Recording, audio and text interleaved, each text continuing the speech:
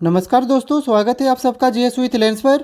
यह चैनल आपका study partner है जहां हम बोरिंग टॉपिक्स को एंगेजिंग बनाएंगे और कॉम्प्लेक्स कंसेप्ट को सिंप्लीफाई करने की कोशिश करेंगे। अभी हम लोग एम लक्ष्मीकांत सर की इंडियन पॉलिटी की किताब का 8th एडिशन को कवर कर रहे हैं और पिछले वीडियो में हम लोगों ने राइट टू इक्वलिटी को डिटेल में डिस्कस किया था। तो चलिए शुरू करते हैं आज का सेशन, जिसमें हम डिस्कस करेंगे मंडल कमीशन के बारे में। एक ऐसा कमीशन जिसने इंडिया के सोशल जस्टिस सिस्टम को एक नई डायरेक्शन दी। ये कमीशन मेनली बना था सोशली और एजुकेशनली बैकवर्ड क्लासेज को आइडेंटिफाई करने के लिए, ताकि उनके लिए रिजर्वेशन और अपलिमेंट पॉलिसीज बनाई जा सके। तो चलिए इस कमीशन को डिटेल में समझते हैं।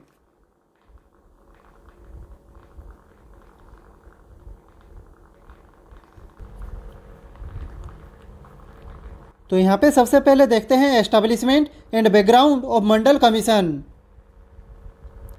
तो दोस्तों, हमारे यहाँ फर्स्ट बैकवर्ड क्लासेज कमीशन 1953 में एस्टैब्लिश किया गया था।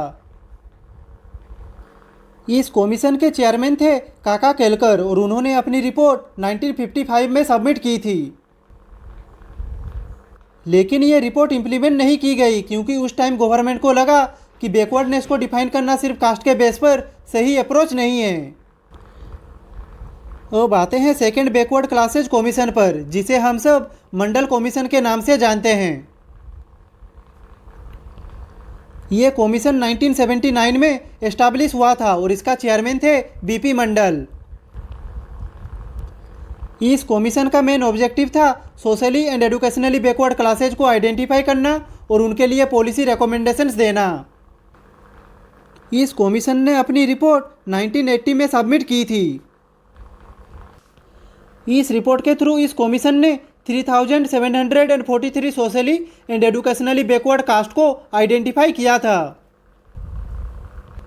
ये एक डिटेल्ड रिपोर्ट थी जिसमें उन्होंने इकोनॉमिक, सोशल और एजुकेशनल इंडिकेटर्स का डीप एनालिसिस किया। इस कमीशन ने रिकमेंडेशन दिया था कि सेंट्रल गवर्नमेंट जॉब में 27% रिजर्वेशन दिया जाए ओबीसीज को। ये रिकमेंडेशन 1990 में इम्प्लीमेंट हुआ था और इसने इंडिया के पॉलिटिकल और सोशल लैंडस्केप में एक बड़ा परिवर्तन लाया था। तो दोस्तों, ये था बैकग्राउंड ऑफ मंडल कमीशन। तो चलिए अब चलते हैं नेक्स्ट सेक्शन पे।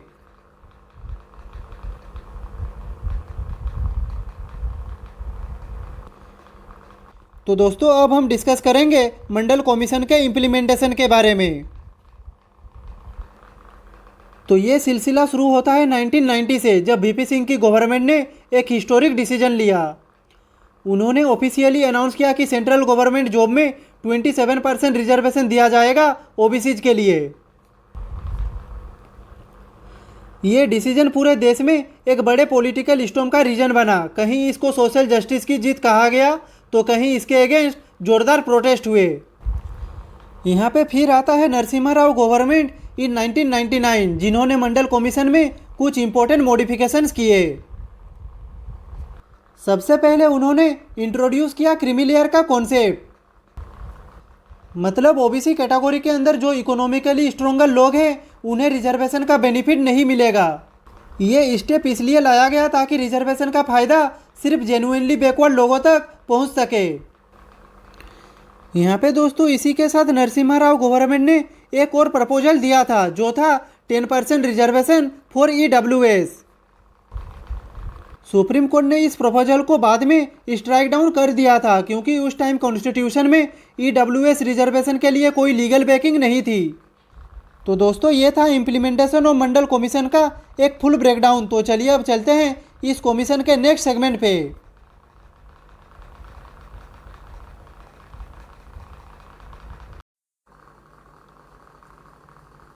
तो अब आते हैं मंडल कमीशन के सबसे इम्पोर्टेंट और लीगल टर्निंग पॉइंट पर, जो था इंदिरा साहनी केस ऑफ 1992। तो देखिए, ये केस सुप्रीम कोर्ट के सामने आया था जब लोगों ने ओबीसी रिजर्वेशन के इम्प्लीमेंटेशन को चैलेंज किया था। कोर्ट ने इस केस में एक हिस्टोरिक जजमेंट दिया, जो आज भी इंडियन रिजर्वेशन पॉलिसी की फाउंडेशन माना जाता है। तो चलिए इसे समझते हैं। तो दोस्तों, यहाँ पे पहला पॉइंट कहता है कि सुप्रीम कोर्ट ने 27% ओबीसी रिजर्वेशन को अपहोल्ड किया था। मतलब ये कॉन्फर्म किया था कि ओबीसीज को सेंट्रल गवर्नमेंट जॉब में रिजर्वेशन मिलना कॉन्स्टिट्यूशनल है। ये एक बड़ी जीत थी सोशल जस्टिस के सपोर्टर्स के लिए। यहाँ पे सुप्रीम कोर्ट ने अपनी जजमेंट में ओबीसी रिजर्वेशन को लेकर कुछ की डायरेक्टिव्स दिए थे जो आज भी हमारे देश में फॉलो किए जाते हैं। तो चलिए इन्हें एक एक करके देखते हैं। यहाँ पे पहला डायरेक्टिव था क्रीमी लेयर को एक्सक्लूड करना। मतलब ओबीसी कैटेगरी के अंदर जो फाइनेंशियली और सोशली एडवांस लोग हैं उन्हें रिजर्वेशन का बेनिफिट नहीं मिलेगा। ये स्टेप इंश्योर करता है कि रिजर्वेशन का फ़ायदा सिर्फ जेन्युइनली बैकवर्ड लोगों तक ही पहुंच सके। यहाँ पे नेक्स्ट है टोटल रिजर्वेशन 50% से ज़्यादा नहीं हो सकती। ये लिमिट बैलेंस बनाए रखने के लिए रखी गई ताकि इक्वलिटी प्रिंसिपल मेंटेन रहे और मेरिट सिस्टम भी कंप्रोमाइज ना हो। नेक्स्ट है कोर्ट ने कैरी फॉरवर्ड रूल को भी वैलिड माना। मतलब अगर रिजर्व सीट एक साल में फिल नहीं होती तो उन्हें अगले साल के लिए कैरी फॉरवर्ड किया जा सकता है। लेकिन दोस्तों यहाँ पे इम्पोर्टेंट बात यह है कि इस रूल को भी 50% कैप के अंदर ही अप्लाई करना होगा। नेक्स्ट है सुप्रीम कोर्ट ने कहा कि प्रमोशन में रिजर्वेशन नहीं दी जा सकती। यानी कि रिजर्वेशन सिर्फ इनिशियल अपॉइंटमेंट तक ही लिमिटेड रहेगी ताकि एडमिनिस्ट्रेटिव एफिशिएंसी और मेरिटोक्रेसी बनाई रखी जा सके। तो दोस्तों ये था इंद्र साहनी केस का एक बेसिक जानकारी। तो चलिए अब चलते हैं नेक्स्ट सेक्शन पे।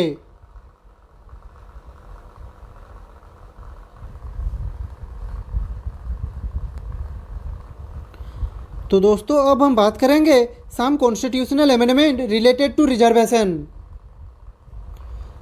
तो देखिए इंद्र साहनी जजमेंट के बाद गवर्नमेंट ने कुछ इंपॉर्टेंट कॉन्स्टिट्यूशनल अमेंडमेंट्स किए थे ताकि रिजर्वेशन पॉलिसी को और क्लियर और इफेक्टिव बनाई जा सके। तो चलिए इन्हें एक एक करके देखते हैं। तो दोस्तों यहाँ पे सबसे पहले आता है 77th कॉन्स्टिट्यूशनल अमेंडमेंट एक्ट 1995। तो दोस्तों इस अमेंडमेंट ने आर्टिकल 16 क्लोज 4A इंसर्ट किया।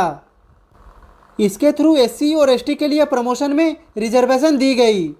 मतलब सुप्रीम कोर्ट ने जब कहा था कि प्रमोशन में रिजर्वेशन नहीं मिलेगी तो गवर्नमेंट ने कॉन्स्टिट्यूशन ही अमेंड करके ये पावर वापस ला दी ताकि सोशल जस्टिस का प्रिंसिपल प्रोटेक्ट रहे। यहाँ पे नेक्स्ट है 81st कॉन्स्टिट्यूशनल अमेंडमेंट एक्ट 2000। तो दोस्तों इसका मेन पर्पज़ था कैरी फॉरवर्ड रूल को ऑफिशियली अलाउ करना। मतलब अगर किसी साल रिजर्व सीट फिल नहीं होती है तो उन्हें अगले साल के लिए कैरी फॉरवर्ड किया जा सकता है। यहाँ पे इम्पोर्टेंट बात यह है कि ओवरऑल रिजर्वेशन 50% लिमिट के प्रिंसिपल के अंदर ही रहेगा। नेक्स्ट है 93rd कॉन्स्टिट्यूशनल अमेंडमेंट एक्ट 2005। तो दोस्तों इसने आर्टिकल 15 क्लोज 5 को इंट्रोड्यूस किया था। इसके थ्रू गवर्नमेंट को पावर मिली एजुकेशनल इंस्टीट्यूशन चाहे वो गवर्नमेंट हो या फिर प्राइवेट दोनों में एससी एसटी और ओबीसी के लिए रिजर्वेशन देने की। ये अमेंडमेंट हायर एजुकेशन में इंक्लूजन और इक्वल अपॉर्चुनिटी प्रमोट करने के लिए इम्पोर्टेंट था। तो चलिए अब चलते हैं नेक्स्ट सेक्शन पे।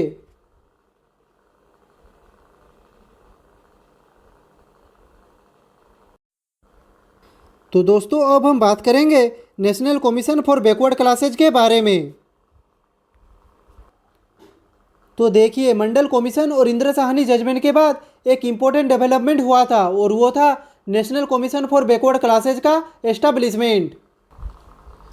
इस कमीशन को 1993 में बनाया गया था ताकि ओबीसी रिलेटेड मैटर्स को सिस्टमेटिकली हैंडल किया जा सके। ये स्टेप डायरेक्ट रिजल्ट था इंद्र साहनी केस का जिसमें सुप्रीम कोर्ट ने कहा था कि एक परमानेंट बॉडी होनी चाहिए जो बैकवर्ड क्लासेज के इशूज़ को देखे। अब आते हैं national commission for backward classes के फंक्शन पे। तो दोस्तों इसका फंक्शन था बैकवर्ड क्लासेज की इंक्लूजन और एक्सक्लूजन से रिलेटेड रिकमेंडेशन देना। मतलब कौन सी कास्ट को ओबीसी लिस्ट में इंक्लूड करना है और कौन सी कास्ट को रिमूव करना है ये सब एनसीबीसी एनालाइज करके गवर्नमेंट को सजेस्ट करती थी। इसके अलावा ये बैकवर्ड क्लासेज के वेलफेयर और उनके ग्रीवेंसेज पर भी फोकस करती थी। अब आते हैं 102nd कॉन्स्टिट्यूशनल अमेंडमेंट एक्ट 2018 पे।